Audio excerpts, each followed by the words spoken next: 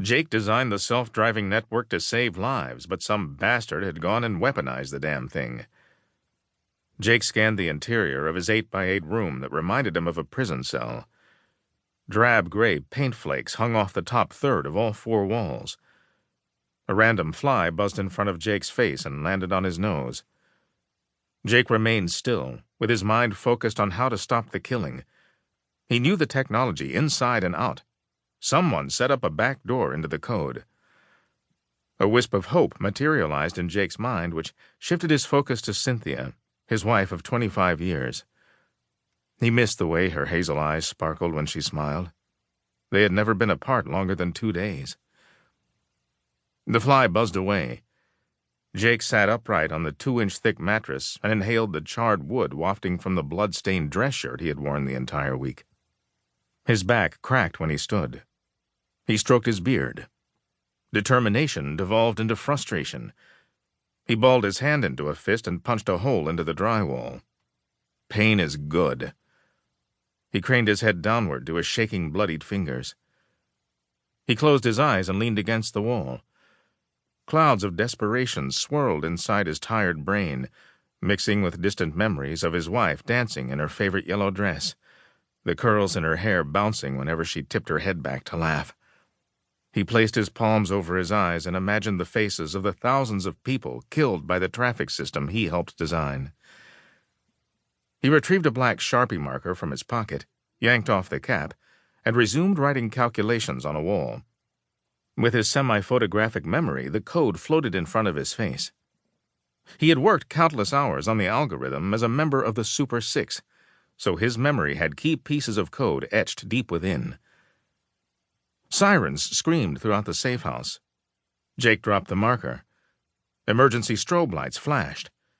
He hustled to the door and yanked on the handle. "Roger that, getting him now," yelled the ex-football-playing, beer-gutted agent jogging toward Jake's room. "Looks like I finally won the lottery." Jake put his hands over his ears, barely able to hear the guard. "You wish. Bomb threat. Gotta move your ass down to the shelter. Gotta follow protocol. Protocol's our friend. We like protocol." The bruise on Jake's upper arm jolted with pain as the agent clamped on and pushed Jake down the hall. He stumbled forward, trying not to fall on his face.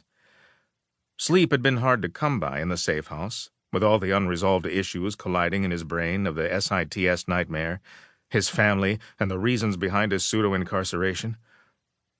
A few paces later, the passageway turned right and took the two men down several flights of stairs before dead-ending at an oversized metal security door.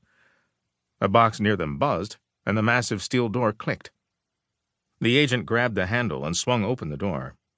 Jake hesitated as the darkness stared at him.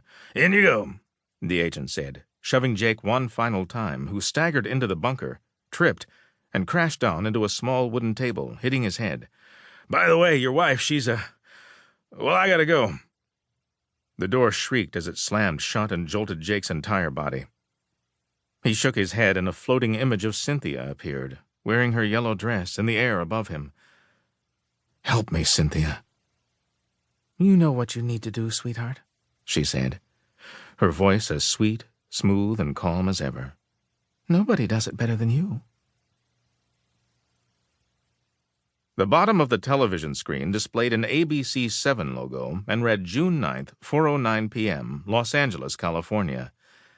The Sky 7 copter swerved right to avoid hitting one of the other dozen aircraft, hovering 500 feet above the scene in West Los Angeles.